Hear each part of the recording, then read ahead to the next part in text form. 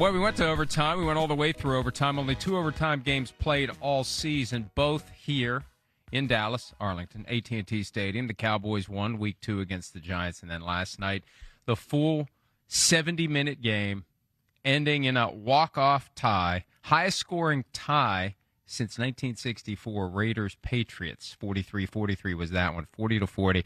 And it's great when there's a tie. It's not great when there's a tie. The one thing I like is nobody knows how to feel. Well, yeah, the ties stink. I mean, it does.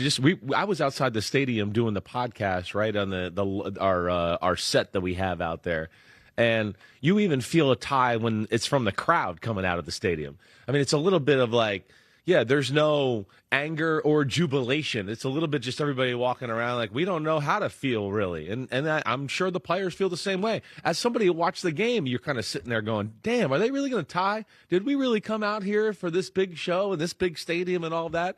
And what's the old saying? It's like kissing your sister. I mean, yeah, that's what it kind of seems like, right?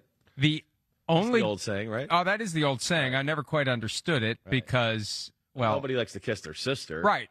But it would be worse than a tie then. Right? Like a tie, yeah. They need a better metaphor, right. Something where you don't right. know how to feel about it. You're like, right about that. There's nothing good, there's nothing bad. There's nothing. There's nothing. Yeah.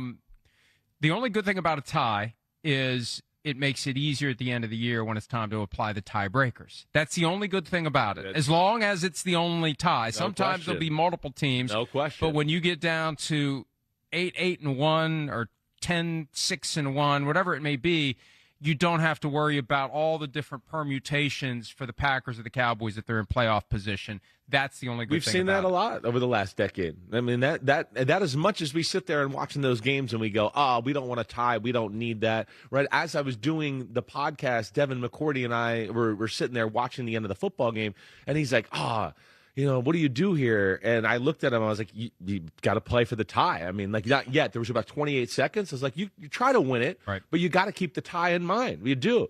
That tie's going to come in handy at some point, like you said, with a tiebreaker, or if there's a bunch of teams jumbled up in the NFC, which there might be. Well, but either way, but the tie felt like an escape.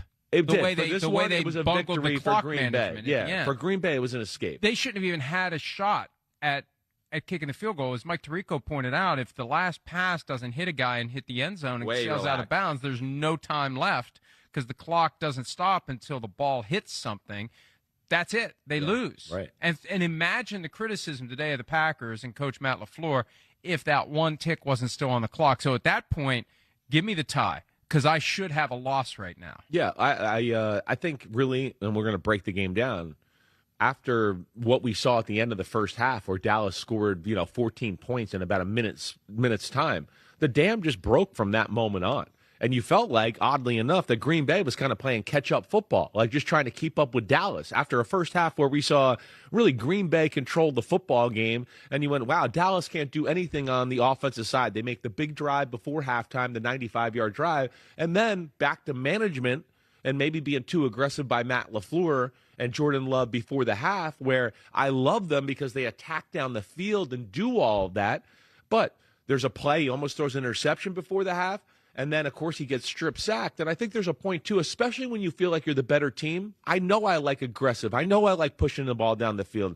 But when you're the better team sometimes, I feel like you don't need to take unnecessary chances. Those unnecessary chances are just opening the door for the lesser team to make something happen. Be aggressive. You saw them make something happen in that moment, and it totally flipped the game on its head. Hey, I mean, I'm still scarred 27 years later from the Vikings trying to go for an extra 7 at the end of the half of the NFC Championship, and 20-7 becomes 20-14 because all it takes is that ball gets knocked out, short field, boom, and you go into halftime with a much different vibe than you would have had if you don't get so aggressive that you make a mistake and you let the Cowboys steal the lead. I mean, talking about not knowing how to feel after a tie. I don't think anybody knew how to feel at halftime. It's like, what the hell just happened? Well, the Cowboys are ahead. Right. I mean, we're sitting there watching the game. Anybody watching the game on TV, you're listening to Mike Tirico. He's in amazement going, I mean, the Cowboys couldn't do anything other than a blocked extra point the whole first half, and there they go in ahead. And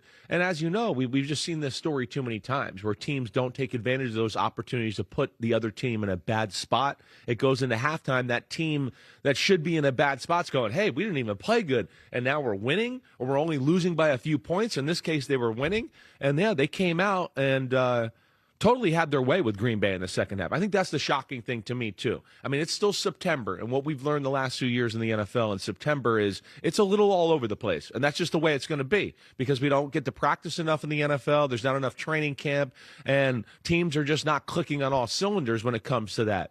But at the same time, there's one thing that I felt pretty good about through the first 3 weeks of the NFL season. Even though this Green Bay team lost last week, I went, Green Bay's still good. Green Bay's defense is still special. Hi, it's Mike Florio. Thanks for watching PFT on YouTube. Hit subscribe for the latest news and analysis from Pro Football Talk.